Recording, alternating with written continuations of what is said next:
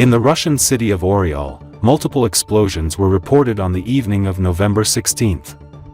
The target may have been the local thermal power plant, reports Russian media outlets. Local media reported that in the evening, residents were warned about the danger of strike drones coming from the Bryansk region.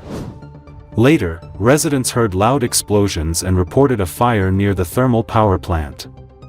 Earlier, Russian authorities claimed they shot down 6 strike drones over Oryol, and emergency services were deployed to the scene.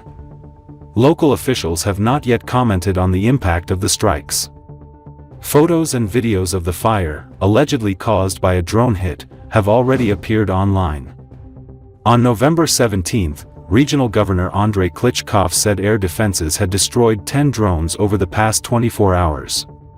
He reported damage to a private home, 2 apartment buildings, and several vehicles, but made no mention of a strike on the thermal power plant. Earlier, on November 13, residents of Oryol reported explosions amid warnings of missile and drone threats. Then Ukraine launched long-range Flamingo cruise missiles deep inside Russian territory. Ukraine's general staff confirmed coordinated strikes on several dozen military and logistical targets across Russia and occupied Ukrainian territory. For the first time, the general staff acknowledged the use of Ukraine's new domestically produced long-range systems, including the Flamingo, BARS, and Lyutyi missile and drone platforms. The Supernova Plus channel said debris seen in Oryol matched the new Flamingo missiles. Previously, unidentified drones attacked Oryol on the night of November 5. The regional governor stated that Ukrainian drones were destroyed. On the night of October 31, Ukrainian missiles targeted the Oryol TPP. The governor of the Oryol region was eventually forced to acknowledge the attacks. Initially, he claimed that drone debris had fallen and denied any fires, although numerous videos showed otherwise. Later, the Ukrainian Navy confirmed it carried out missile strikes on the Oryol TPP using Neptune missiles. The Ukrainian Navy later said Neptune cruise missiles were used to hit the plant's outdoor switchgear, which distributes electricity from its generators to the grid. In the early hours of November 16, Ukrainian forces also hit facilities at the Novokybyshevsk oil refinery in Russia's Samara region, one of the country's key refineries, processing around 9 million tons of oil annually.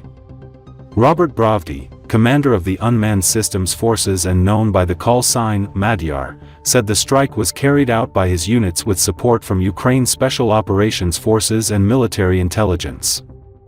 This refinery produces high-quality jet fuel, as well as gasoline and diesel of all grades, he wrote on Telegram.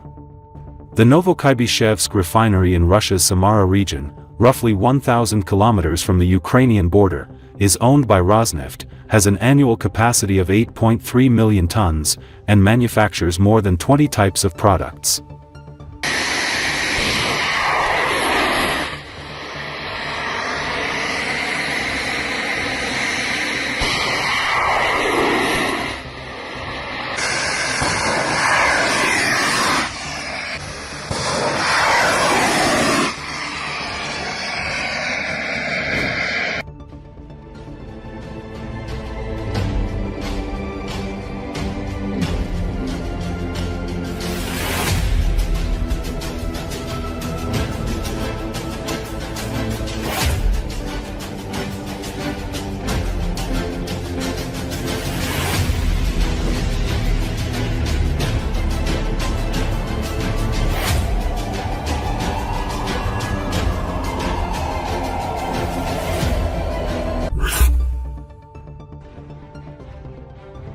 The Russian elite is once again demonstrating that they live in a separate reality.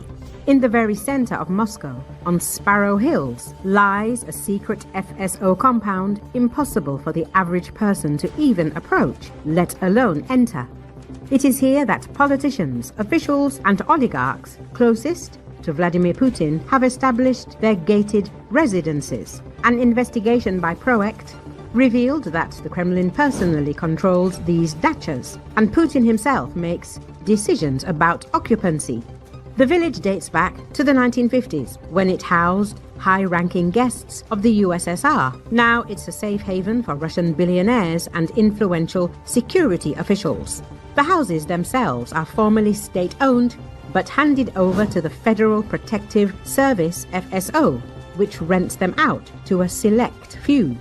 Rent is approximately 3.1 million rubles per month. It is in this privileged zone that Shoigu, Gerasimov, Vaino, Kerimov, Abramovich, Timchenko, and even former Kazakh President Nazarbayev have settled. Especially important guests of the USSR, such as Fidel Castro, stayed here during their visits. One of them served as a residence for Nikita Khrushchev. Now it is home to Vladimir Putin's friend, Gennady Timchenko. 10 party cottages are located on Kosyginna Street and are adjacent to the Mosfilm pavilions, 800 meters from the famous observation deck on the Vorobyev Mountains. Probably the largest one is located on the other side of Kosyginna Street, directly on the slope on the Vorobyev Mountains, overlooking the Moscow River and Luzniki. An ordinary person can't even drive up to these objects. At the junction with the street, there is a sign, "Passing prohibited." The decision about who to settle in these dachas is made personally by Vladimir Putin, and the tenants are chosen by the head of the Kremlin administration, Anton Vaino, a former top-level official and one of the ex-tenants of the local dacha, told Project.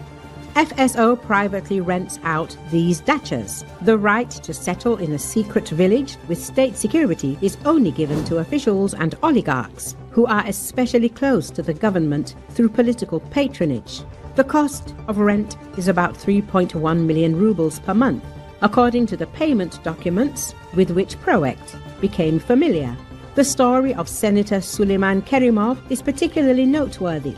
In 2024, he hid in a village from Ramzan Kadyrov's men, who had declared a blood feud against him. 10 years earlier, a conflict erupted in a local house between Kerimov and the Chechen gang attempting to extort their share of Uralkali shares.